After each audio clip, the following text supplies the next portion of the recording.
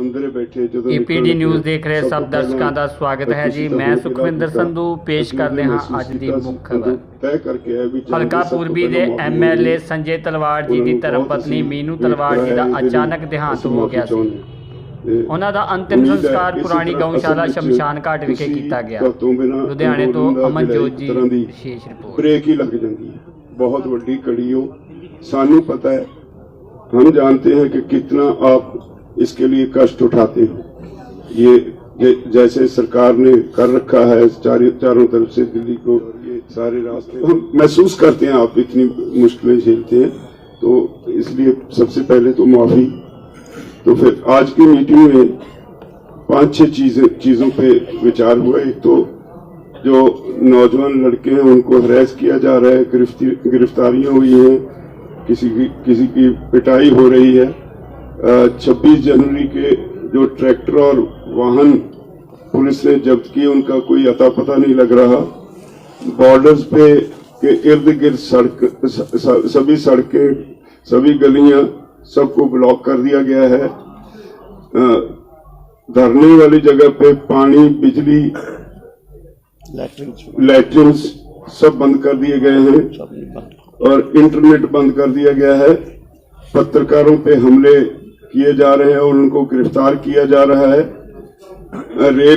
रेलगाड़ियों में जो पंजाब से लोग आ रहे हैं वो रास्ते में ही ट्रेन रोक के वहीं तक कर दी जाती है या उसका रूट बदल दिया जाता है। उनको हमारे लोगों को जो आ रहे हैं इस आंदोलन में शामिल होने के लिए बाई ट्रेन, उनको परेशान किया जाता है। ट्विटर अकाउंट भारत सरकार ने किसान एकता मोर्चा का ट्विटर अकाउंट बंद कर दिया है। ये सबके विरोध में हमने फैसला किया कि 3 तारीख को हम 12 से 3 बजे तक सारे देश में 6 तारीख को 6 तारीख को सारे देश में 3 घंटे के लिए चक्का जाम करेंगे। और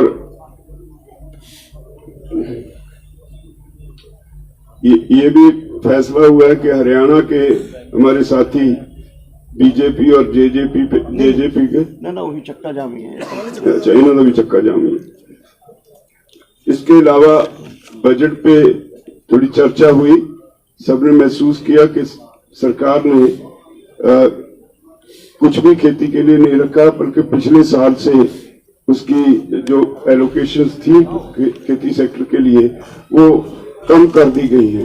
तो ऊपर से सरकार किसान कहती है और ग्राउंड रियलिटी है कि हर खेती सेक्टर में हर मद पे जो आइटम जो पिछले साल थी इस साल उसे कम कर दिया गया, उसकी भी निंदा की गई है। और इस सब के विरोध में हम 6 तारीख को चक्का जाम करेंगे। अब यादव जी,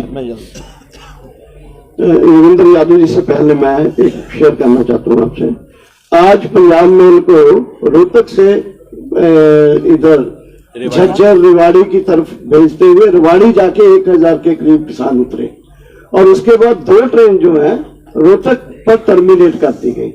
तो बहुत सारे हजारों किसानों को बहुत मुश्किलों के साथ आना पड़ा। एक बात। दूसरी बात यह है कि इसी तरह से जैसे आपके पत्रकार क्या पूर्णिया कारवा में काम करते थे, इस तरह के जो आज लिस्ट आया है 122, दिल्ली पुलिस ने 122 की लिस्ट जारी की है जो लोग गिरफ्तार किए गए हैं।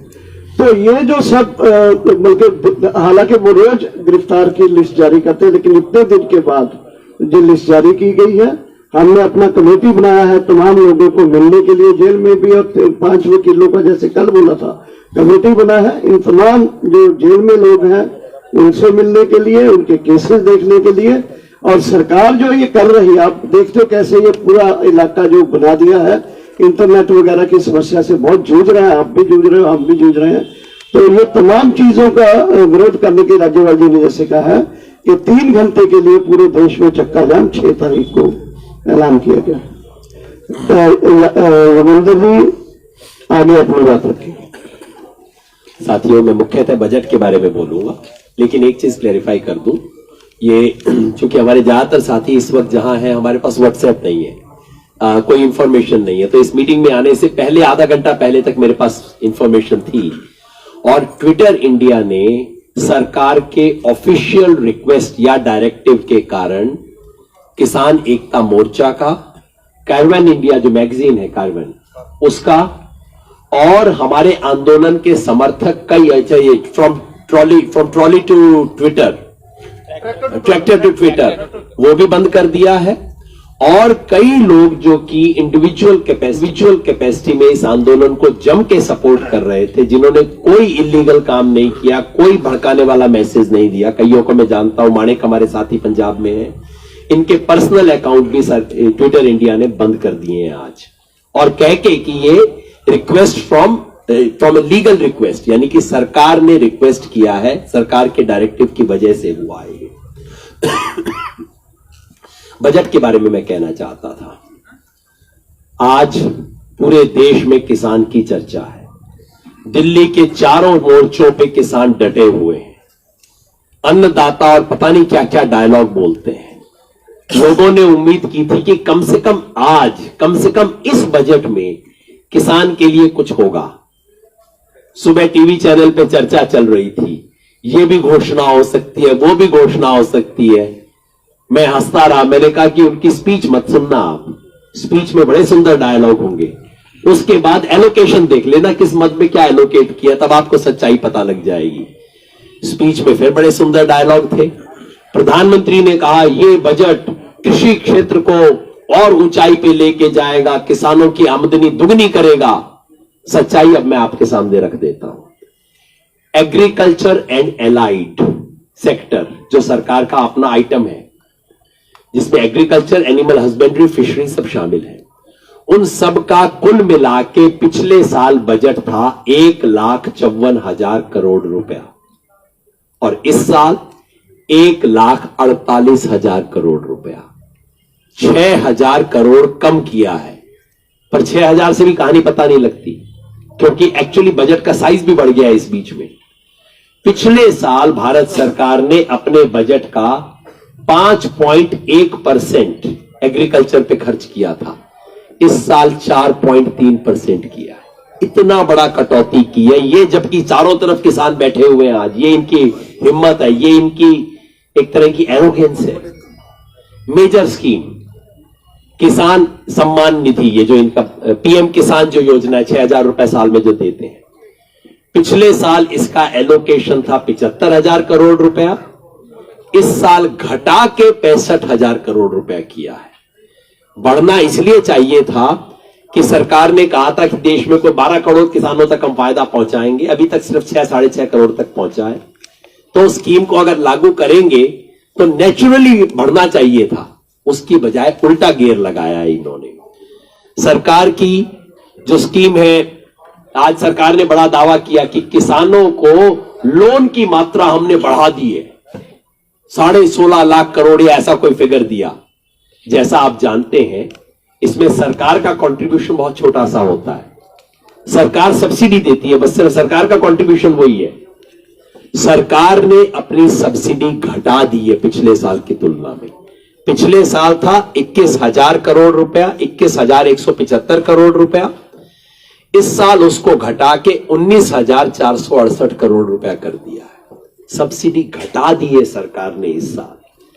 जो 3 योजनाएं सरकार के पास है किसान को एमएसपी दिलवाने के लिए, एक का नाम है पीएम आशा, दूसरी का नाम है मार्केट इंटरवेंशन, तीसरी का नाम है एमएसएस, ये पीएसएस स्कीम।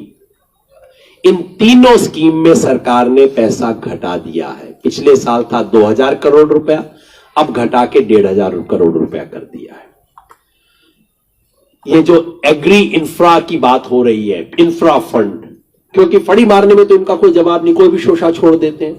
1 लाख करोड़ रुपए का पिछले साल घोषणा की थी इन्होंने, 1 लाख करोड़ रुपए का एग्री इंफ्रास्ट्रक्चर फंड होगा।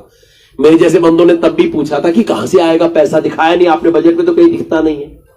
इस साल पता लगा है कि सरकार ने कुल मिला के 200 करोड़ रुपया उस पर खर्च किया। 1 लाख करोड़ का दावा, खर्च किया 200, और इस साल बजट में 900 करोड़ रखा है। सरकार के लिए ये बिल्कुल वैसे है जैसे मैं कहूं कि 10 रुपए का नोट मैं देश के रूप लिए देता हूं। तो ये सच्चाई है दोस्तों, और लंबी कहानी मैं नहीं बताऊंगा, लेकिन जो सरकार ऐसे मौके पे इस तरह की हरकत कर सकती है और इनकी चालाकियों को हम तोड़ेंगे। धर्मेंद्र जी, सभी साथियों का आभार।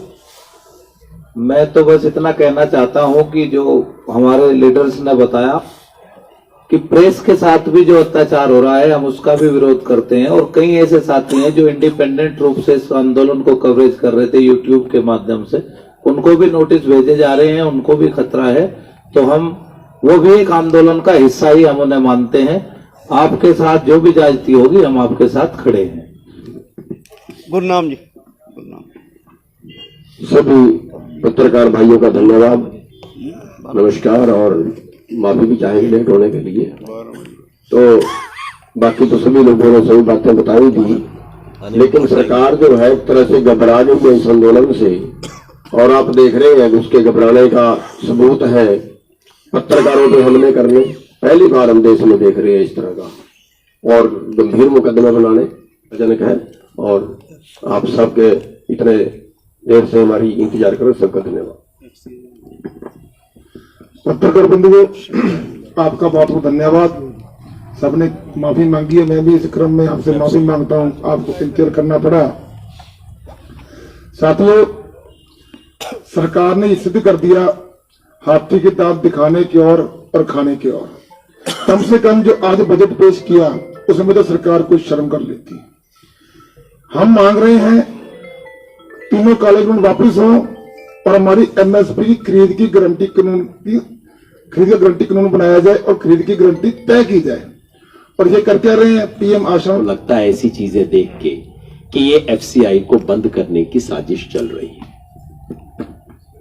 तो साथियों, 6 तारीख को जो होने जा रहा है वो 3 चीज हो गया। हमारी डिमांड्स के लिए सरकार के द्वारा जो रिप्रेसिव मेजर्स लिए जा रहे हैं पूरे दिल्ली में, उसके विरोध में, और तीसरा बजट में जो किसान विरोधी और कॉर्पोरेट के पक्ष का जो बजट है, तीनों के विरोध में 6 तारीख का 3 घंटे का रोड जाम है। रोड जाम की कोई डू एंड डोंट्स है क्या? किस तरीके से नेशनल हाईवे स्टेट रोड जो तय हुआ है वो ये है कि नेशनल हाईवे और स्टेट हाईवे उसके लिए तय हुआ है, बाकी के लिए नहीं तय हुआ।